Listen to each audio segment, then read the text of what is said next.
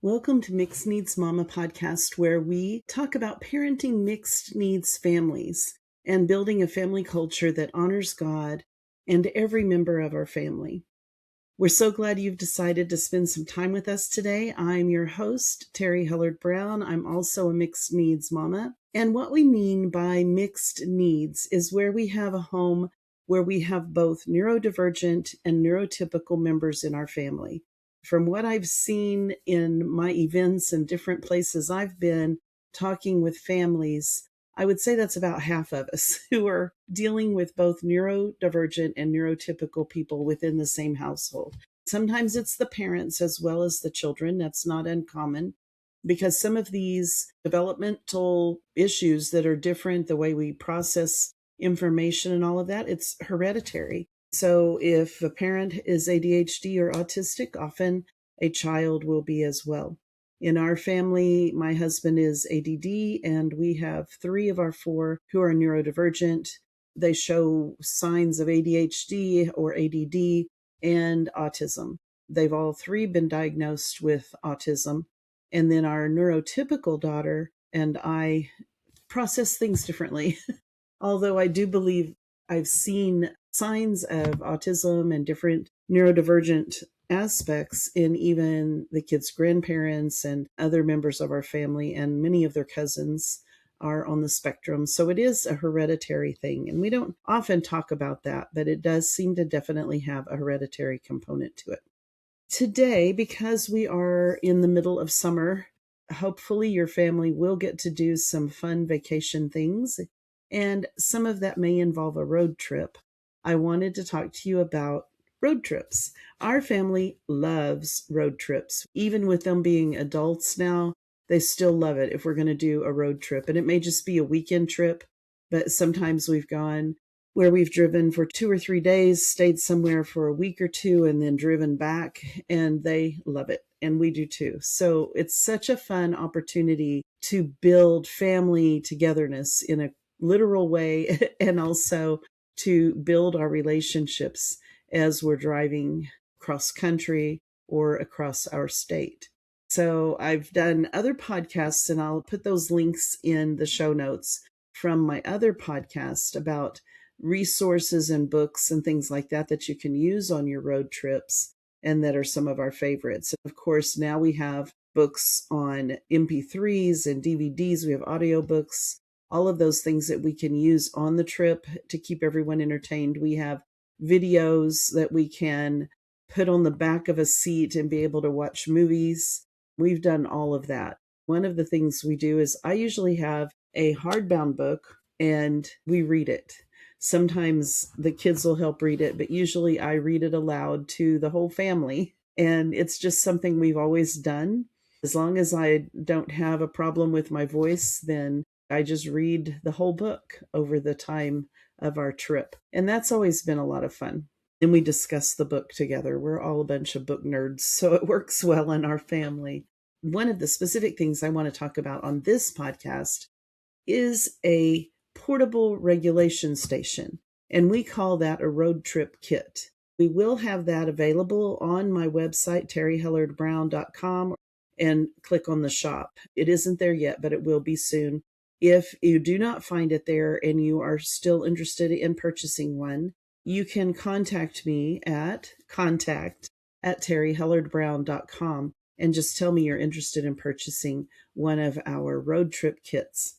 Now, we've tried to make this both neurodivergent and neurotypical friendly, so it is not just a regulation station on the go, but it includes that. So what we have thought about is what is needed for regulation, for comfort for our children on a road trip, and also to entertain our children on a road trip without having to watch videos or play games on the iPad or whatever. That's what we're looking at. The first thing we include in every road trip kit is a whiteboard.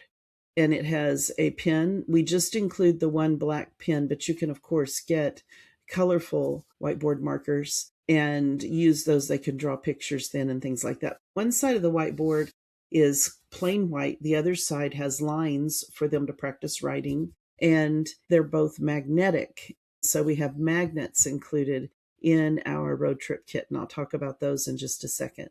I think for children, that's always something they're wanting to do. My son always wanted numbers, and so we would do a whole page of just numbers, and he loved that. Some like letters, some like drawing pictures. So you have that availability, and the little eraser is in there as well. So within the kit, we also have a road trip kit learning activity book, and it includes games like tic-tac-toe, matching, and some drawing shapes and find the differences, some mazes. These are all coated paper, so you can use dry erase markers or those Chinese markers where you unroll them to get the lead to show, because you can wipe these clean. So we have some math, letters, and numbers. Then we have our road trip kit bingo. So we have 2 bingo cards for children to play with and to look for. So each one of these is meant to be a little bit of keeping the kids busy and having fun. And then we have our coloring pages and puzzles book. In this one, we have Bible verses, mazes, we have puzzles, and we have some different challenges for them to really think through. Here's one for the older kids, just decrypt the message. And we just have simple, fun summer coloring pages. The illustrator for both of these, you can tell they're the same illustrator, and she is from the Ukraine originally. Her name is Katerina Davidenko, and she has illustrated a few of my books, and you can find her artwork on the different websites as well. She's pretty well known, and I love her artwork. She's done a few pictures just for me, which is kind of cool, but those are also now available on the websites. But I commissioned especially the one of the family praying together. We have all of that as fun books for the kids in their road trip kit. Then we have some different magnetic items so that they can use their whiteboard as a magnet board to create stories and sentences and to play that way. So all of these are for any child, neurotypical, neurodivergent. They aren't specific to the child who has neurodivergent issues and needing comfort and regulation. So that's what we have in there. And then we recommend that you put water bottles in there, fruit roll-ups, or some sort of a snack. So if they're getting hungry or thirsty, those are readily available as well in their road trip kit or in the back of the chair. There's an item I would like to include that I'll put a link to from Amazon. It's the coolest thing. It hooks on the back of your seat so that it's facing the child in the back seat, and it has a little drop-down desk, so they can use that as a desk or drawing table. It also has pockets, so you can put the water there instead of in the road trip kit. With that and the road trip kit, I think you could keep a kid happy for hours and hours. And if you use an iPad for a while or a phone, then they can also use that desk to put the iPad on. I've used one as we've driven across country to get my work done, to teach. I actually taught classes while we were on a road trip once, using that as my desk for my laptop. So it comes in really handy. So those are wonderful. And so I will look for that and put that link in the show notes. Now, the part of our road trip kit that we have that is for the neurodivergent child, and the neurotypical ones like them too. I have found this at every event we've gone to. All the kids love these things, but they are especially beneficial for the child who needs something to fidget with, who likes the textures. They need that. So we have a little spongy shape that it's addictive. It's just so much fun to squish this thing and to play with it. It's just random shapes, and it's got a texture to it, and they're just fun. You can get a whole set of them on Amazon if you want a whole bunch of them, but in our road trip kit, we have one. Then we have these little magnetic guys. Their hands and their feet have little magnets in them so they can stand and you can pose them on the whiteboard. And kids love them. Every kid who's seen them says, "Oh, I've got one of these. I love these." They're a lot of fun too. So we call them Magnet Man. Then we have a bracelet because I know a lot of kids who are neurodivergent like to chew on the sleeves of their clothes. So they have little bracelets that children can chew on. And they're just kind of a plasticky substance that is coiled and they can fidget with it or chew on it. And that way they don't have to chew on their clothes. We also have the option for fidget rings. We have fidget rings that I've made that are less expensive, but they're about $8 each. And you can choose the size. And we have the fidget ring where it's a ring within a ring. And those are $11 or $12, depending on which style you get. So those are an option to get, but they're not naturally in the road trip kit. One of the things I include, because we are discipling our kids, and that is the key to all that we're doing, is building relationships with each other and building our relationships with God. We include Bible verses in the road trip kit. And one is just a simple card with ideas of different ways you can practice Bible verses and Bible memory with your children on the road trip. So that's included, along with some Bible verse magnets and different things that the children can play with Bible verses. The storytelling part is where each child takes like 5 of the little tiles. Then they have to use those tiles to tell a story. You can also get dice to do this if you would rather have that instead of magnets. They are so much fun. And I'll put the link to the storytelling dice in the show notes because those I've used a lot. I still have several sets of those and they're really fun. So you choose the 5 items and you make up a story, just a random story. So it helps our children practice storytelling, and that's a lot of fun. Okay, then we have a recommendation that you include sunglasses and headphones for your children who have sensory issues where they can get overwhelmed and overstimulated. So we don't include those because those are a very personal choice, like color of the sunglasses, the headphones, there's different ones. I will have links in the show notes to the ones I would recommend, but you and your child need to choose those yourselves. Every child may need a set of sunglasses and everything. So in the road trip kit, we don't include those, but we recommend that you do include sound canceling headphones and or AirPods. Those also can cancel sound, and sunglasses to help the child deal with the glare of the sun. On my website, when we have it posted, it will have all of the items laid out so you can see what all you get with each road trip kit. And it comes in one of our road trip kit drawstring backpacks. We have a teal one and a purple one. Those come with road trip kit on them, and it's just a lot of fun. Those, like I said, will eventually be on our website. I think they're such a cool thing to have. One of the things I loved when I was a kid was we had stencils, and my mom would pack a little bag for me. We would have stencils and paper, and I could just draw to my heart's content because I loved to draw as a child. And it would keep me busy for hours on a road trip. And of course, we didn't have video games and computers and all those things to keep us busy back then. So that was wonderful. One time we stopped at a Kmart, I think it was, on the way to California, and Mom bought me the big thing of crayons and a coloring book. I thought I had won the lottery. I mean, it was like so exciting to have the big box of crayons. That was so much fun to have those things to play with in the car as we drove cross country. It just keeps our minds going, keeps our minds entertained, and helps cut down on the arguments and the boredom. Although I am an advocate for being bored at times because I think our creativity can flourish in boredom, but we don't want to just overwhelm our kids with always playing video games and watching videos. We want them to think and to be creative. So these road trip kits give them an opportunity to be creative and to entertain themselves. We have made each of our items to be geared toward older children. Some are geared toward younger children, pre-reading. We've tried to include as many items as we can for those who are pre-reading age to keep them entertained and happy.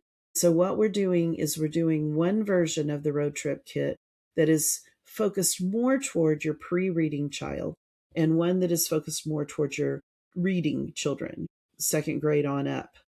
So we have the teal one for the pre-reading and the purple for the reading age child.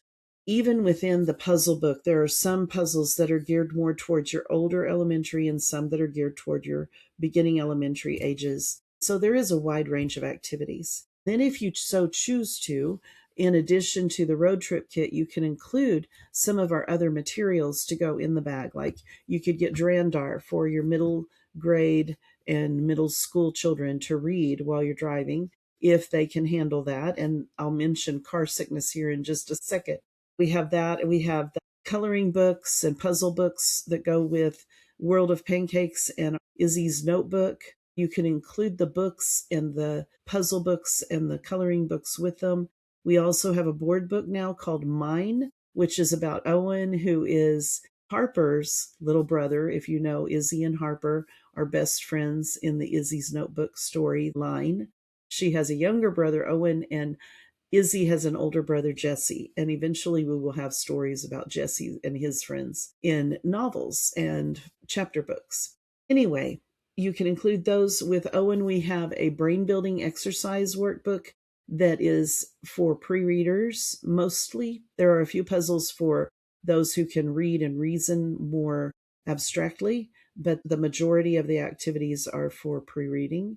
So those are available to add to your road trip kit. So when you order, you can make those, and we will put the kit together for you so that everything is included when you receive it.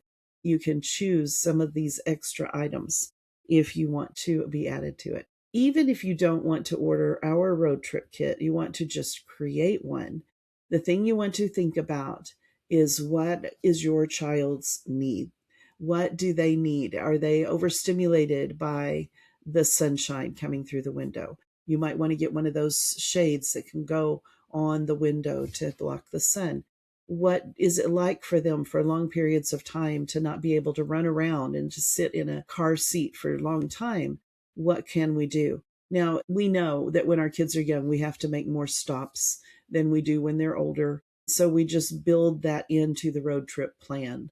We just have to. It's just part of life. And you know that we make those plans to accommodate our children, to accommodate our family's needs at whatever stage we're in. And rather than looking at that like, oh my gosh, this road trip is going to take 300 years because we've got to stop every hour or two, we look at it as this is an opportunity for our family to come together away from everything else, away from the TV, and be able to build relationships, bond with each other, and grow closer to God. If you do those stops every hour or two, maybe you're going to stop and see the petrified forest, or you're going to stop and look at a museum. We used to always stop in Amarillo for the Quarter Horse Museum because my kids love horses. So we would stop at the Quarter Horse Museum and walk through it. It gave us an opportunity to stretch our legs and to have some fun, and then we'd get back on the road. We wove those plans into our road trip and made it memorable. Our kids still remember all the things we did, whether it was a mission trip in Taiwan where we went around the island in a bus for the whole week, or our road trip to California to see family in California from Oklahoma. We enjoyed all of those, and we made it as memorable as we could. And we will reminisce about those memories many times. They become part of our family's personal history, and it's so meaningful and fun. What do you do on your road trips that make it really special? What are some pointers you have? Oh, I want to mention a couple other pointers really quickly. We do have bracelets for those who get motion sickness. I don't know if you know, but you can look online for the exact spot. It's about right here, where if your child gets motion sickness, there's a pressure point where you can push to help to massage that to help with motion sickness. And if you have a bracelet that has a little bit bigger bead on it in one spot, they can just roll that bead there and it does the work. So we've made some of those available. You can purchase those as well. Those are $8 each, not very expensive, and they're handmade. You can also order them online from other people as well. They have them as well. The other thing is, if you have some things that can be handy, first of all, if your child is seriously car sick, you want to have barf bags. Let's just be real. You need to have something for those unexpected incidents. You want to have a trash bag so that you can always throw away your trash. We always try to keep one for each stop where we can throw away any trash from the car at each stop so that it just doesn't get to be a messed up car. It helps keep it nice and neat. We also have the children have a drink, but they are told to sip on it until we stop. So they can sip but not guzzle, because then you don't have to stop quite as often and they're not miserable like, we got to stop now. So those are kind of our car rules. If your child does get nauseated on a road trip, you can also have peppermints, because peppermint will help settle our tummy. Saltine crackers will sometimes help. Those kinds of things will help. Staying hydrated will help our kids as well, but finding the balance between having to stop and go to the bathroom every 15 minutes and staying hydrated. What we used to do is, when we got to the hotel, because we didn't RV, we just had a car or a van. So we would always stop at a hotel. And when we'd stop at the hotel, we could drink lots of fluids overnight. And then on the road, we sipped our drinks. But depending on your kid's age, then you're up all night with them, going to the bathroom all night. So, life is fun. You just have to plan accordingly to whatever your age is for your children. We weighed the balance between the expense of renting or buying an RV and doing the RV thing. We tried it one trip, rented one, and it turns out that it was a good idea when we did it, because it was during COVID and there were just not bathrooms that were open in some places because of COVID. So there weren't public restrooms. So we were very grateful to have an RV on that trip. But it was so expensive to rent the RV. We just wanted to see what it was like. So I think if we had it to do over again, we would do a few things differently, because that was our first time and we didn't do everything just right. It was fun, and it was a different feel to the whole trip to be together like that and be able to have a table, cook our own meals, all those kinds of things. It was just fun. But we usually don't have that. We usually are in our seats, buckled in a van, and we stop at hotels each night. So you have to figure out what works well for your family, what financially works the best, and what you can afford, and all those kinds of things. If you have a question about it, believe me, I've done road trips since I was a little kid, because half my family was in California and half my family was in Oklahoma. And we traveled that road back and forth every year. So I know what road trips are like. And we've done road trips to the East Coast, to the West Coast, with our homeschool events we've done every year. We travel all over. We prefer to drive to most of them. This year's the first year we've done a few where we've flown to the venue, but usually we drive. So we are really good at road trips. We really like them. So if you have any questions, I'm happy to answer those. You can put them in the comment section. I would love to hear what your favorite tip is for when you go on a road trip with your family. What do you always take? What do you always recommend? One of the things you can do is to have a bag of goodies that you add. After each stop, you give them something else that's new for their road trip kit. It could be a snack, it could be another little fidget toy, or whatever like that. So that makes it kind of intriguing. They can't wait till when you stop, maybe at each meal stop or something, you add something else to their road trip kit. Then the other thing that was a pointer that someone shared with me that I wish I had known when my kids were young is, when your child has a favorite stuffed animal that they carry with them, buy more than one of that animal. I wish I had known that and had thought of that when my kids were little, because they really bonded with one stuffed animal. Then if we lost it, it was awful. One time, one of my kids left their little dog, stuffed dog, on an airplane, and you can't go back and get it. It's gone. And he grieved that for a long time. My other son had a dog that it was so much fun when I was a young mom. We went to a store and it was right before Christmas. I went down the stuffed animal aisle and was going to find him his animal. So I'd hand him an animal and he'd hug it and he'd hand it back. And I'd hand him another one, he'd hug it and hand it back. Well, then I handed him this little white dog and he hugged it and he wouldn't give it back. So I knew that that was his animal. So we bought it. He named it Ice because it's white. It was white. We had to wash it a lot. He had that dog forever. I mean, it was years before he lost it. I don't even remember how he lost it. I still wish we had one because when he lost it, you would have thought he lost an arm because he'd had that dog since he was a few months old. I mean, it was before his first birthday that he got that dog. It grew up with him. And even though he didn't hang on to it all the time as he got older, it was always on his bed. It was always there.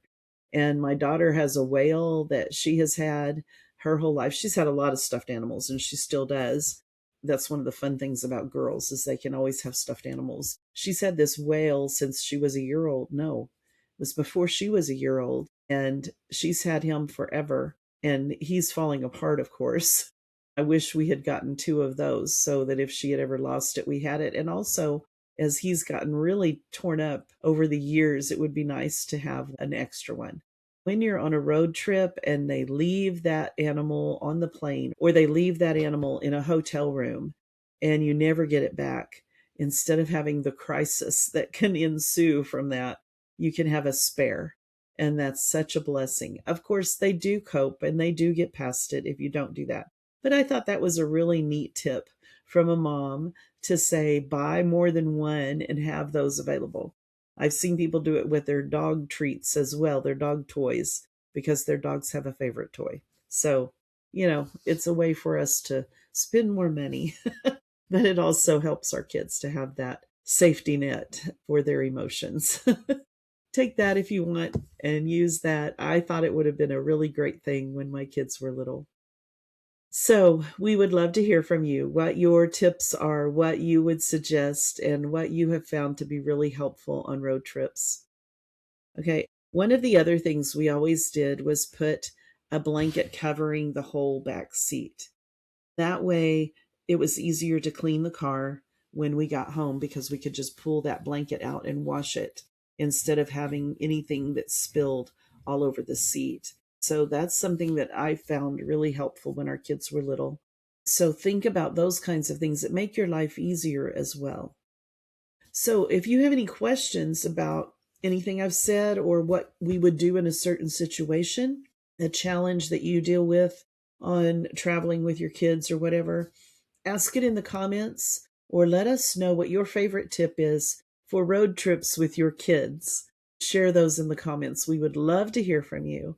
And you can find those comments under the blog post. There's a section for comments, or on the YouTube video, you can find a spot there to put comments. We love to hear from you. We love road trips. I hope you do too. And I hope this summer you have a great time. I'm excited to hear and to see what God is going to do in our families as we bond on these road trips together. Have a blessed summer. Have a blessed time with your family. God bless you. And thank you for being here today for Mixed Needs Mama Podcast.